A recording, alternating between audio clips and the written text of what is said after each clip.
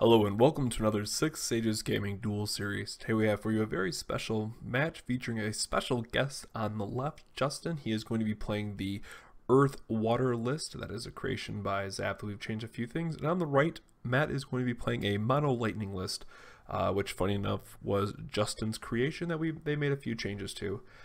As you guys will notice, we also added some banners to the side. We wanted to focus on being able to just keep the mats in play. So let us know what you guys think about that as well. So just focusing on the match. So it looks like up first we're going to be starting off with a monk on the left. And Matt is playing a red mage, the one that gives it haste. Pay one and tap it, give something haste.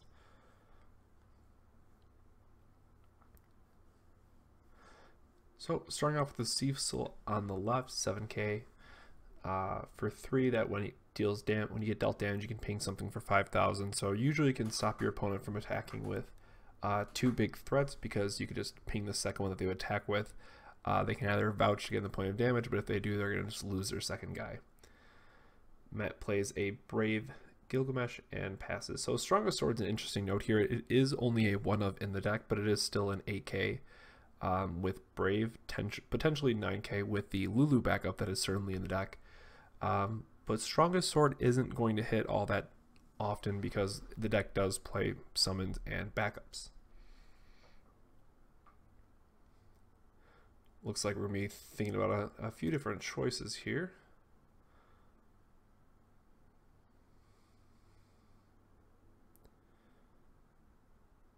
So paying 5 for a Prish.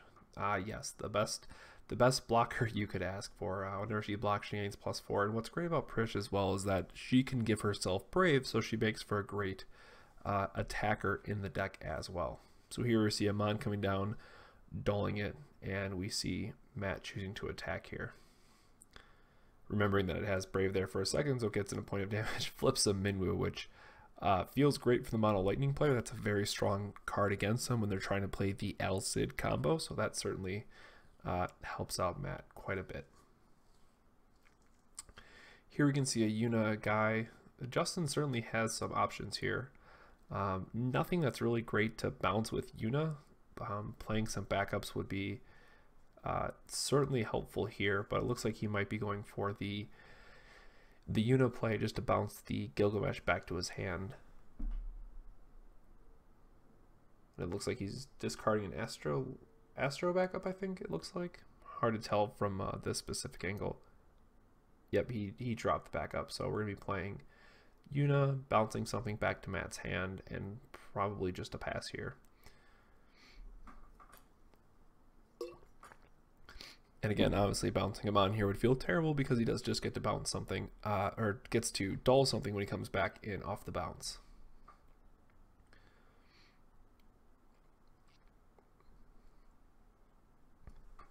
And again, the important thing here too is Matt can just threaten haste at any point because he does have that red mage. So of course you'd have to pay effectively 2 extra to make it happen, but it is on the table and something that we have to be aware of at all times.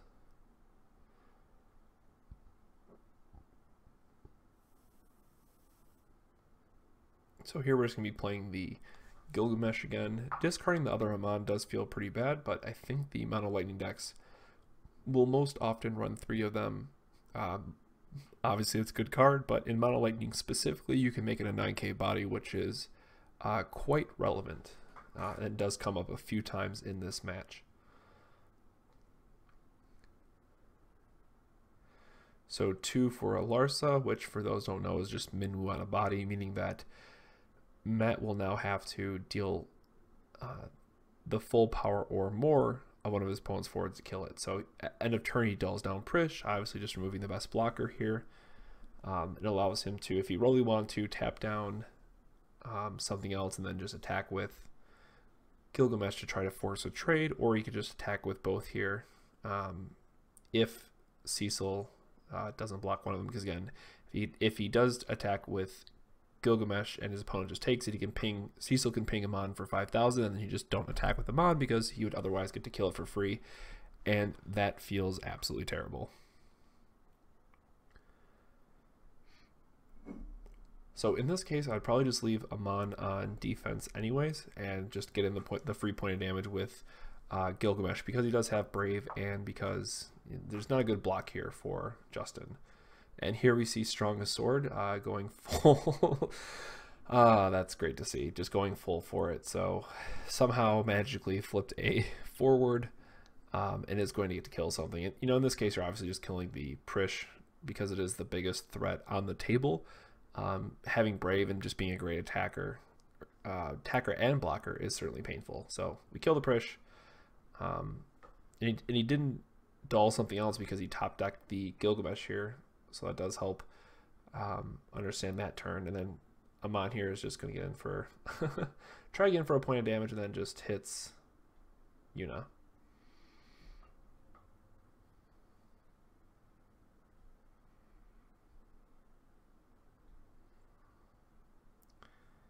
So Amon was going to try to attack, but the Yuna trigger off Gilgamesh felt pretty bad. So dull Cecil, and just a pass back. So a little bit of a shortcutting there on the players with not checking the damage first, but keep in mind that the EX bursts have to fully resolve before you do anything else, and they don't use the stack perks, for example. So Yuna's EX burst effect there would just happen, and no player would have a response, or could be able to respond to it.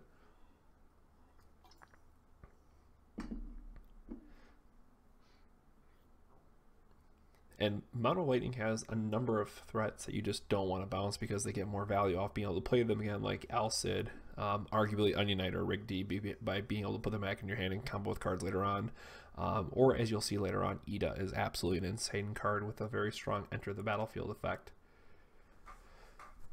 So paying 2 here to play a guy, 8k Brave, attacker, and a guy that cannot be dulled by Amon more specifically. Here where we make a mistake, Amon just came back in, forgot he bounced it, so Amon can't dull anything here.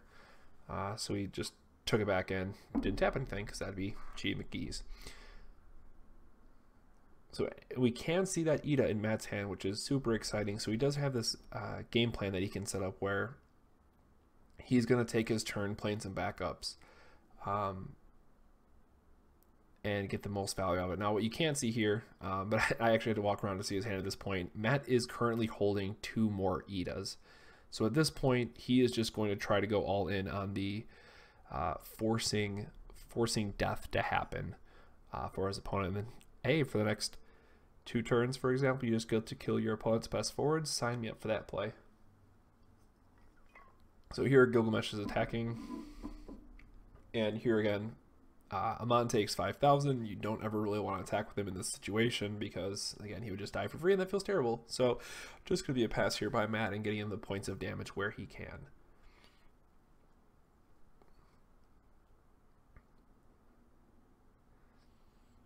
Looks like Fairy, Leviathan, Ash. That was a Cecil, and then one other card I couldn't see. Ash is an interesting card. It didn't really come up tonight at all in testing in terms of the effectiveness of the card, but as we've seen with cards such as Astrologian, by the way, sorry if I keep shortcutting that being able to ready your characters at any point effectively by discarding just 1 feels great. So here Justyn plays a Cloud of Darkness, resets the board, and gets it down to Guy and Ida. And again, this makes a lot more sense if you could see Matt's hand, which is just stacked with Idas at this point. And maybe one day we'll get a nice camera set up for hands as well, but that's a bit amount of money to put together. So here we hit the feels good for Matt. The 7-cost Odin with EX burst is just break it forward, and he gets to kill Guy. So absolute value. Matt's feeling pretty good and just absolutely runs away with the game from this point on. It's going to be very hard for Justyn to have a chance at coming back into this game. Going to 4 damage, nothing on the field, and if your opponent keeps Ida with the board that he had, that is basically just guaranteeing that your opponent has at least 1 Ida in hand. So that feels terrible. So Matt playing the Black Mage here, unfortunately for no value, but again, just trying to get some more backup in play so he can start to use his resources a bit more efficiently on the following turns. Justyn's hand here is completely bricked. That EX burst really set him back, and he's now going to be going to 5 points of damage just by this Ida that is doing a lot of work. And here we see lightning coming down. Yes, that is the promo version. It's a 9k with a special.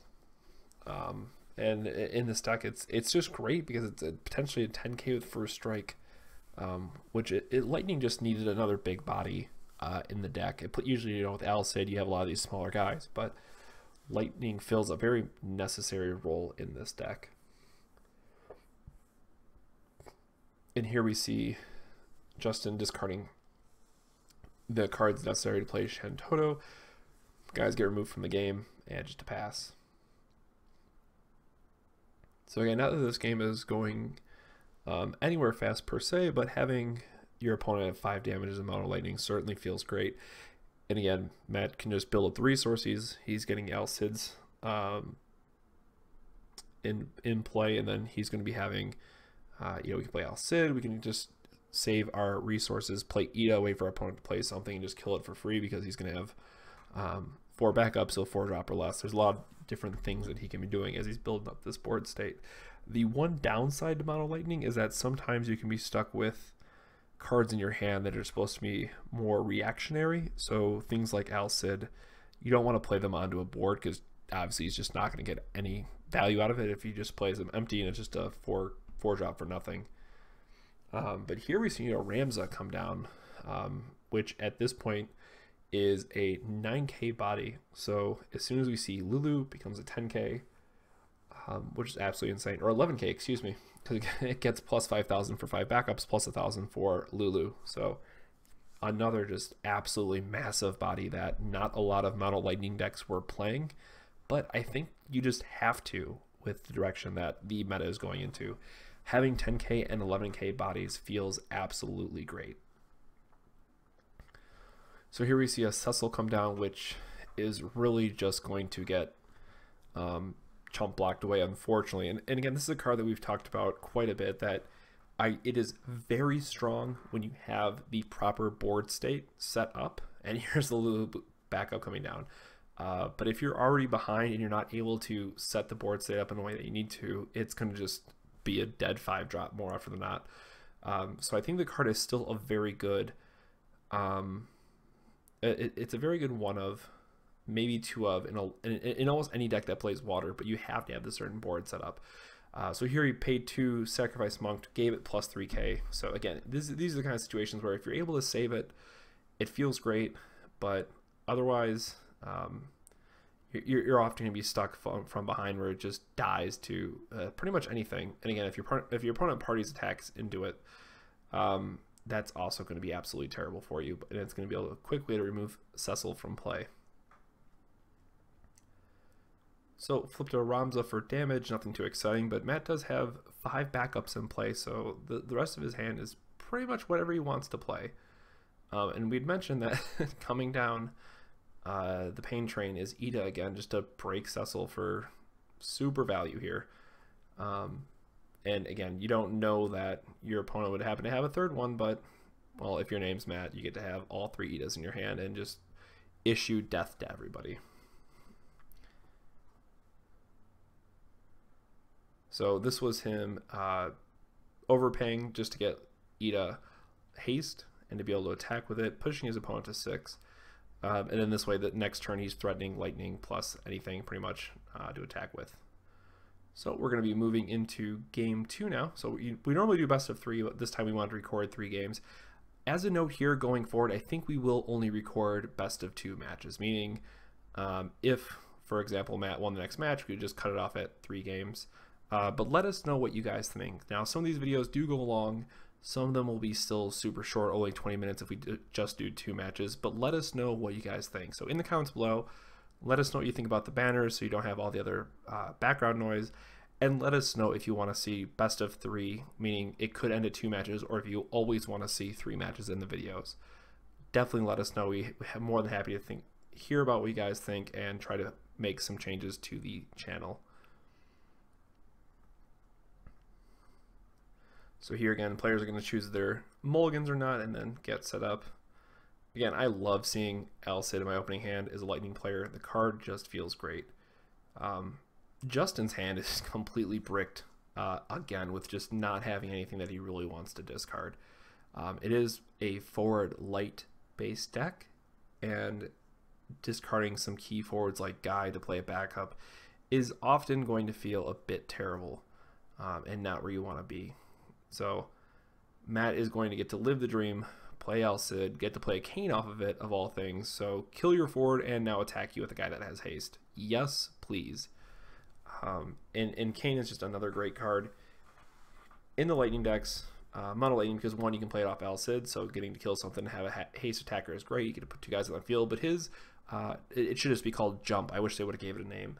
But his ability that is basically jump can be quite powerful as well.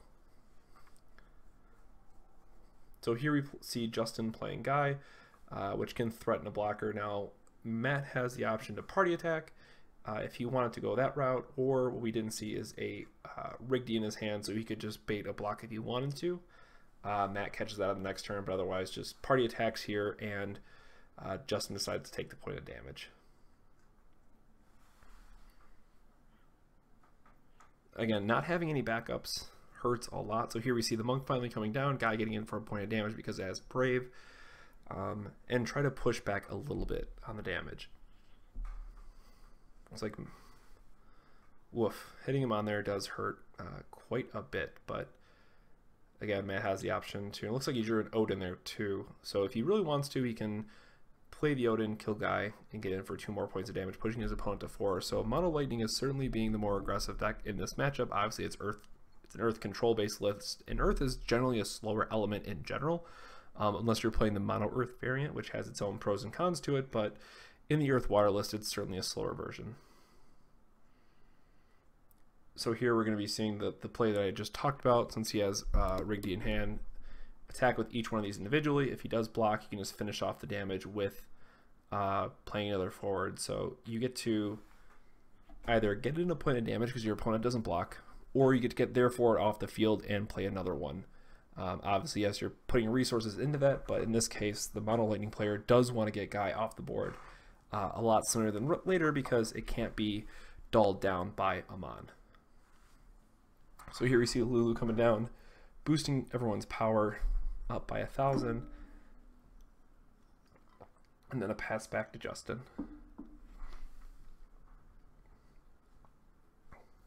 Again, just really being locked out of backups this game hurts quite a bit.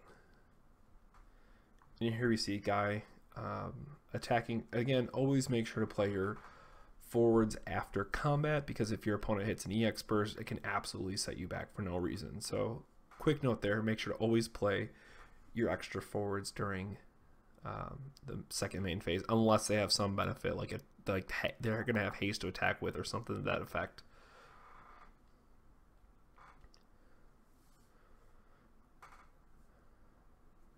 And in this case, Matt is staring down a potential board wipe in the form of Rydia, so he needs to absolutely get rid of that card as soon as he can, if he is worried about that. So here again, Matt's going to party attack, flipping another Minwoo off the top, which feels great for him, and we're going to be pushing him to opponent to 5 damage.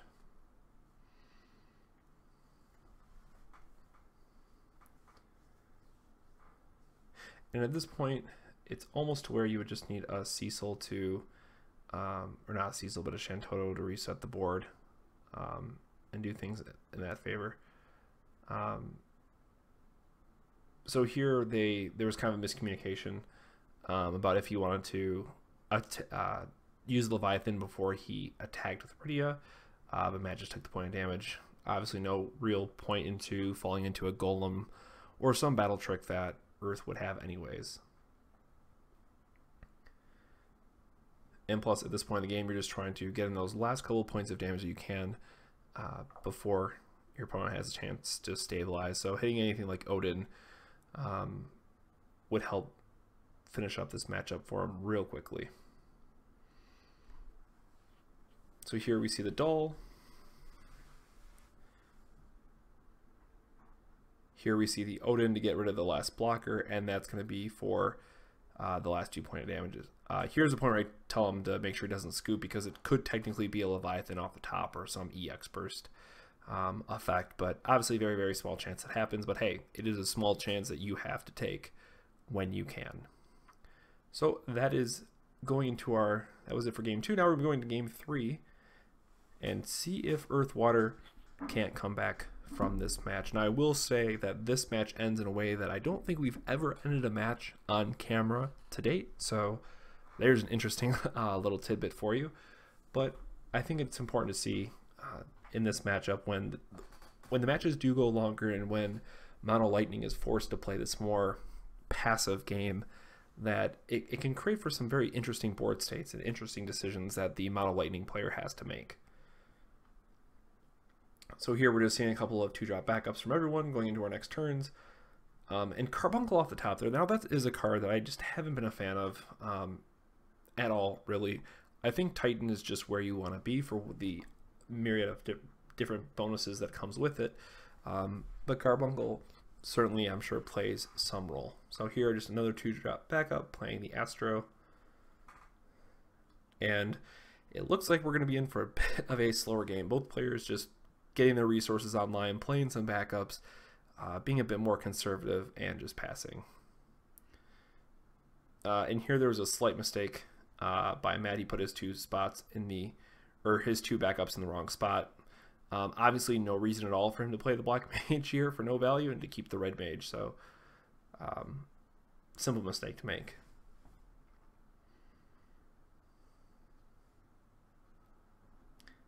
And Atama and pass. So again, both players just kind of ramping up into what they want to do, which if Matt could hit a Cane, that'd be really great just to get threaten some damage online, but unfortunately he can't find the haster that he wants to, so he just plays a Lulu, going up to 4 backups before playing anything.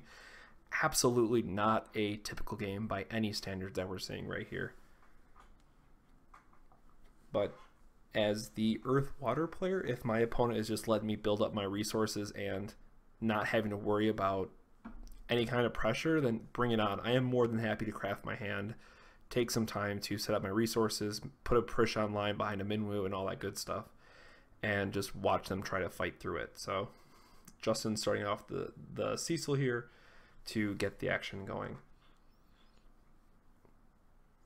And again, this is a perfectly fine time to play Cecil. It's a 9k body. Of course, it has to block when your opponent attacks, but you're playing into an empty board, and you're hopefully going to have ways to protect it. Now, unfortunately, Matt here has the big Odin just to take care of it, and then says pass. So in this case, paid about as much as the as a 4-cost Odin, in the sense that he had to discard 2 cards to play it. Obviously, he had to tap 3 backups as well. But again, it looks like the players here are just in for a slower match. So make sure you guys got a drink with you, because this one is going to go the distance.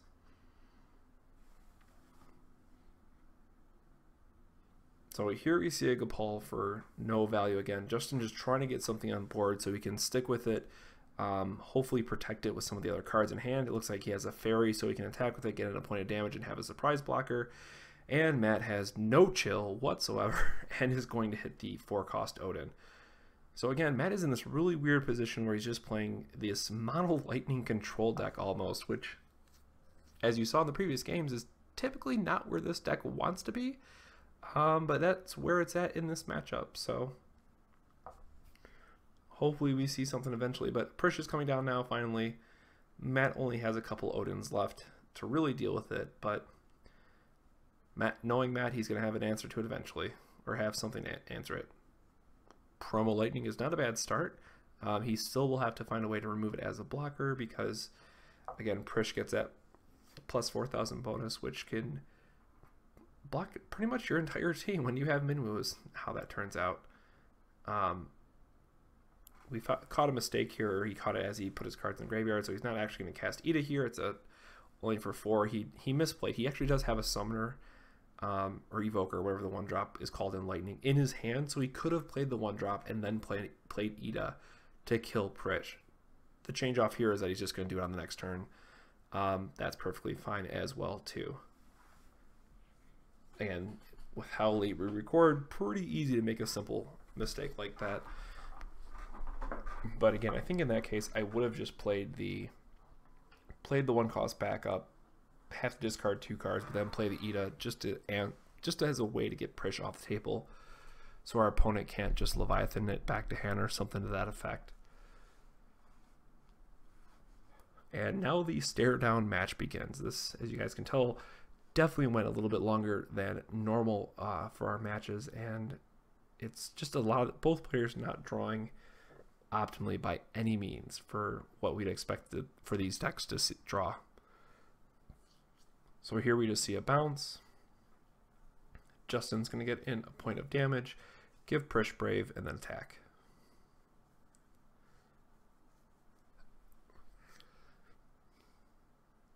Hitting al-cid there off the top feels pretty terrible, because I think we did see an Onion Knight in Matt's hand, if I'm not mistaken. So being able to draw that al-cid instead, be able to kill Prish another way, while our opponent still doesn't have Minwu on the table, would have been very powerful as well. So unfortunately, not a whole lot going on. We're just going to be playing this Lightning again that we just got bounced back to our hand. And probably a very strong pass after that.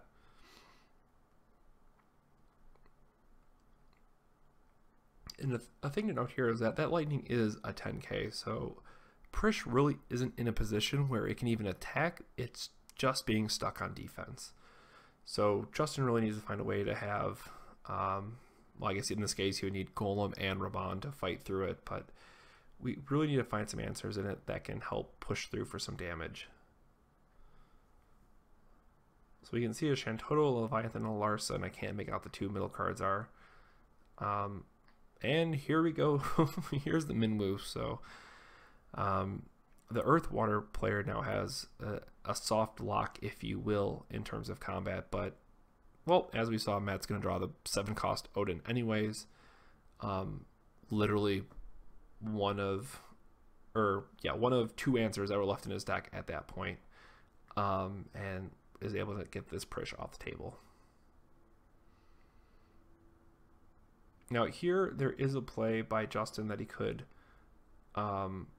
Leviathan itself. Oh, I didn't see the Carbuncle. So yeah, he has Carbuncle here for the potential blowout, which feels great. Obviously for him to save his Prish on the table. The other option he could have used was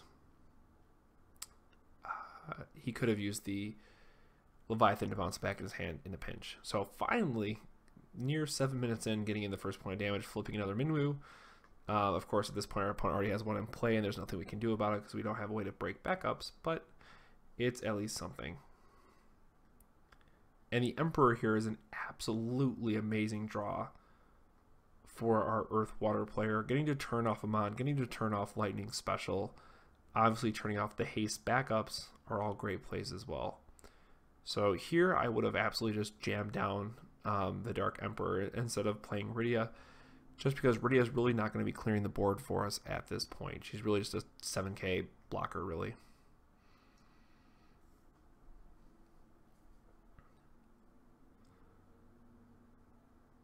So here we see Ida coming down, getting to kill a Prish that way, which again, in Mono Lightning, card is actually just insane. So if you play Mono Lightning, absolutely play 3 of them. So Amon's going to tap down Rydia, and Lightning's going to attack. Now, the thing to note here is, yes, we're trying to play around Tama dropping in something if we really want to. We know our opponent can't beat 10k, but they could beat 9k potentially. Of course, if he would have been able to Golem there, that would have felt absolutely terrible as well. So, playing it safe, tapping something down, getting in 1 point of damage instead of 2 is probably just fine. If our opponent had something like Fairy to untap with Astro and then play something else, sure, that's fine too. Plays like that are going to happen from time to time.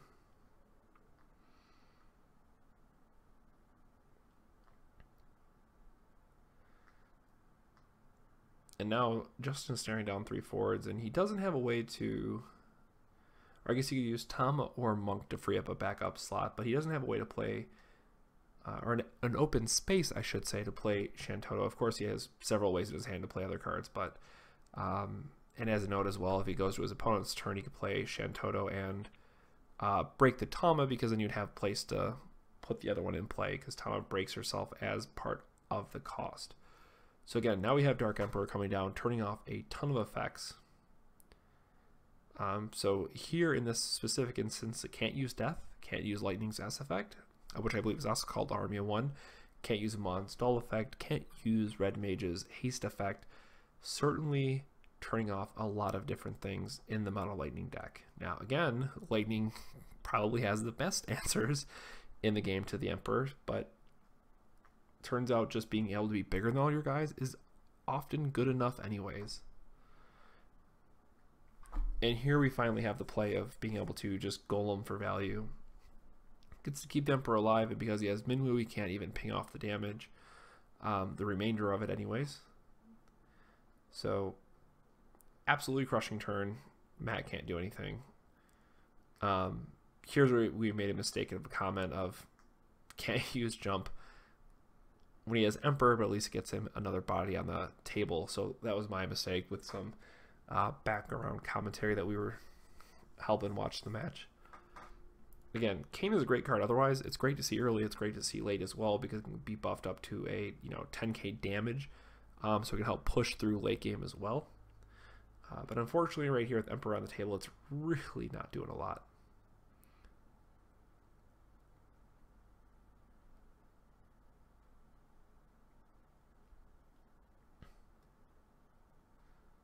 Wow, and we can see Justyn's hand is really not all that great. He needs to find a 4 that he can really be aggressive with, and Emperor and Rydia just aren't where he wants to be. So having the Shantoto and Leviathan certainly doesn't feel great here. But the best thing you could really be doing, unless I missed a card in his hand, so he paid, oh, he's just playing Bike to destroy Lulu. The best thing you can really do here is just pass and hope your opponent plays something with haste on their turn to try to threaten some damage. Then you can Shantoto them all away. And that's really about the best you can hope for here. So Odin to get rid of Emperor. So finally Matt can start using his effects again. And this is where we're going to see finally getting some points of damage, but as we just peeked at his hand, we're going to see a Shantoto here for clearing the field. So, feels great. Again, that Rydia really wasn't doing anything. And here we see the game going for only 2 points of damage in. Quite a bit of time left. So, we'll see how our heroes can get through these points of damage before either one of them decks out, because this is a very slow and grindy match that if you don't play it correctly, it's gonna be quite punishing. So here we see an Ashe coming down. Again, didn't get to see his card a lot. It didn't really do a terrible amount, and here it just died off anyways almost immediately. We really haven't been able to gauge how good that card really is. So let us know in the comments below, how have you guys liked Ashe so far? What are the best, or I should say, what is the best color combination you have found for that card specifically? I'd be very curious to see if someone's gotten to work outside of mono water, just to see what kind of, because I think you have to run it with the Waka backup, make it an 8K potentially, and then of course the buff effect is great too, but just being able to activate it anytime seems sweet. So again, let us know in the comments below what you guys think of Ashe and what element combination, unless it's just mono, you think has been best for her.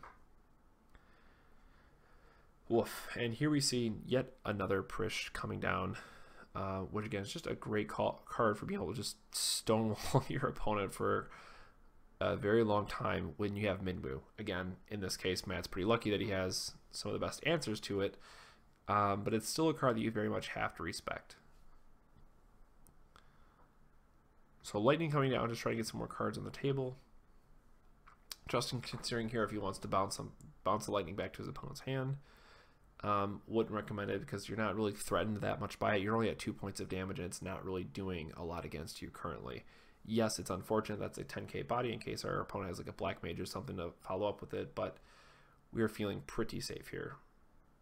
So playing Gramus, which lets us search up al-cid, and I have to say this is actually my favorite tutor in the game right now. And huge shout out to Frisco. We were playtesting tonight. He played a Wind Lightning Basically a Wind Lightning Final Fantasy 12 deck, really. It was really, really sweet. So we'll try to get that guys up for you guys as a deck spotlight here in the near future. I wanted to ask him to do a deck spotlight of it tonight, but just didn't have enough time. Now, again, the only downside here is that al-Cid's really not doing a lot with Minwu on the table. So Justyn's stuck with these cards in his hand that really don't do anything, so we're just going to destroy the tutor. Now, that might not be the correct play because it gives your opponent the option to, 1, play another backup of his choice, or 2, just play the same backup again, but just trying to tax his opponent's resources a little bit where he can, because he's not doing a lot right now otherwise. So Amon coming down, getting the tap down Prish.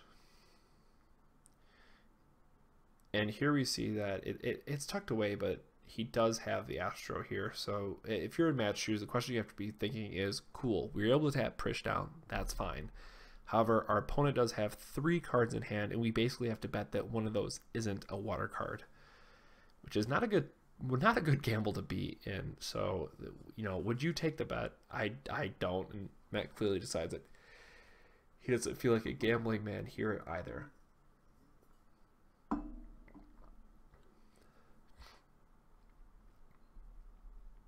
So Delita is finally coming down, being a 9k body, which can help out quite a bit, breaking the backup Yuna. So he can play something else, and gives him a chance to play another backup. Again, likely Raban would be his best hope here. Getting to fight with something would feel pretty great, and obviously fighting with the Amon would be the key thing that you can fight with that, you know, we would recommend right now.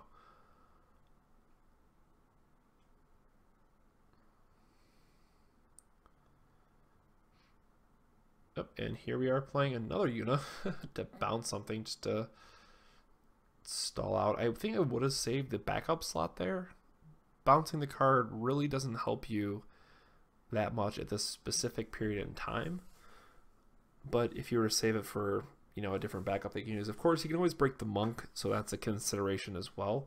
But I like the idea of just being able to save that last backup slot, because I always think of the 5th backup slot as it has to be doing something meaningful to impact the game as it comes down, because otherwise you're just going to be put behind. So of course, Matt here drawing to eat it again, getting to put death onto something, getting rid of the Prish, which feels great, and then is only left with that 9k body. And Matt has no chill again and just breaks Delita too, so no mercy, getting in for a couple points of damage. And there goes all of Justyn's forwards. That's a very light forward light deck. So as you can see here, 3 cards in hand, literally no forwards. Oh, forgot he had the Rydia. Might as well be no forwards in hand. No meaningful forwards in hand, I guess is what I should have said.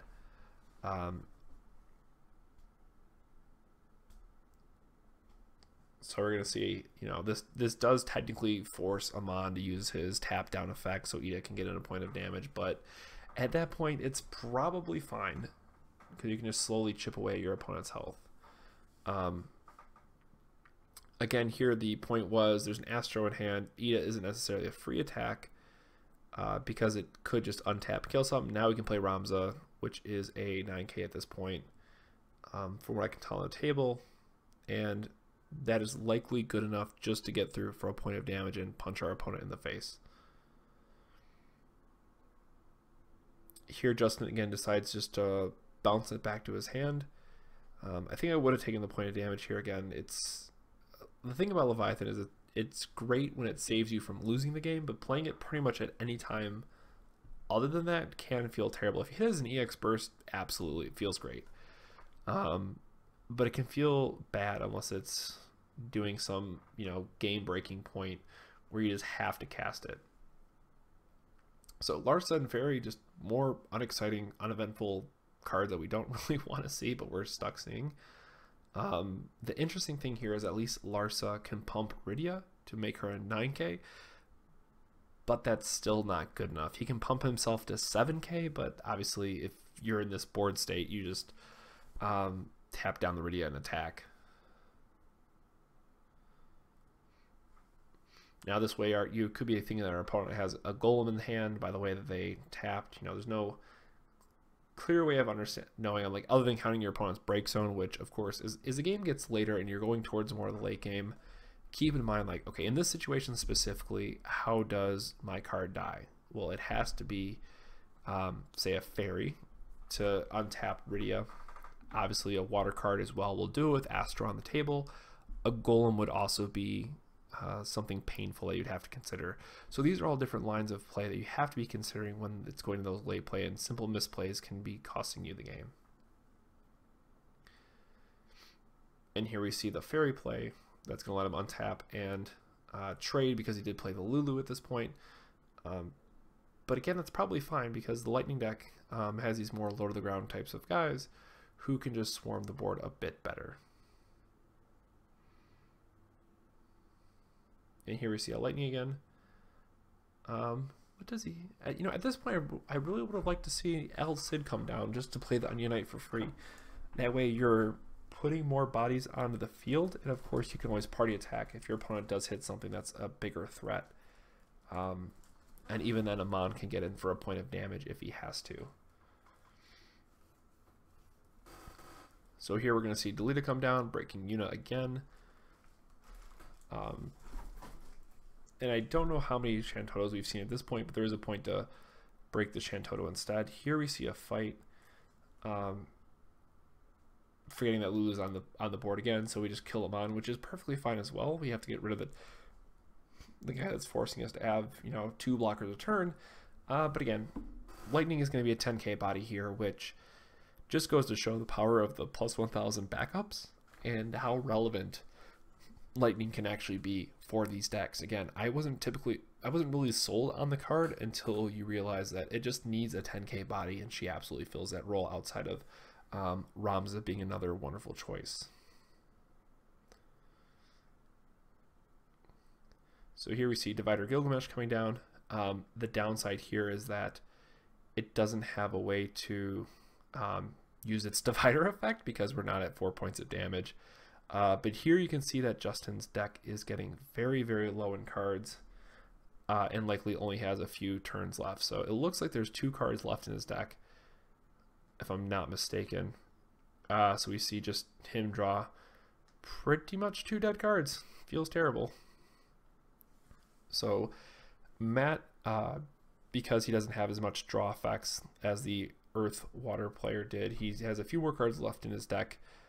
His opponent, obviously his opponent took more damage, so that's he's at 5, so that's 2 extra draw phases. So at this point, Matt could just pass if he wanted to and watch his opponent run out of cards. Of course, you always want to try to beat them on damage anyways. And here we see the Golem making Delita bigger. Womp, womp, womp. But of course, sometimes you can't always win the race, and you can just say pass twice and win. That's probably perfectly fine as well. So Ramza coming down, absolutely huge yet again. And here we see Justyn drawing the last 2 cards in his deck. So that is unfortunately going to be it for him. There's absolutely no possible way that he's going to be able to come back from this, play all 6 of the cards, or deal all 6 points of damage remaining with what's in his hand. So that's all we really have. Again, let us know what you guys thought about the videos. Do you think we should keep these banners going forward? Do you think we should try to edit them another way? We're really looking forward to hearing more feedback from you, the community, on our videos, and figure out the different ways that we can improve on them. Matt is just going for all the rub-ins here with the Sephiroth play to break Astra, which is technically correct, but he could have just said pass and won. So there you have it. So thank you very much for watching, guys. Make sure to like, comment, subscribe for all that great Six Ages gaming, and we'll see you on the next video. Have a good one.